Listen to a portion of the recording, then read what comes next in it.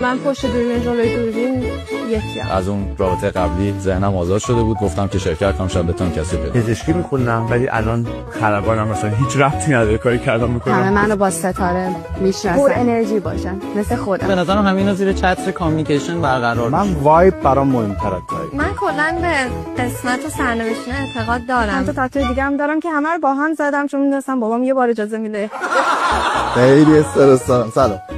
تکرار. دنیای من فقط جیم. اگه من صدمو میذارم اون طرف هم صدشو بذاره. اصلا ناامنی. واسه هیجانم چیزای جدید کشف کنم تو زندگی. خودم میگذاره دیگه چرا که آدما رو بشناسم. اگه اسپشال سامون خودتو پیدا کنی بذار خیلی اسپشال. آخرین رژیمی که داشتم 5-6 ماه پیش تمام که شد کچل گرم که دیگه نرم تو رابطه.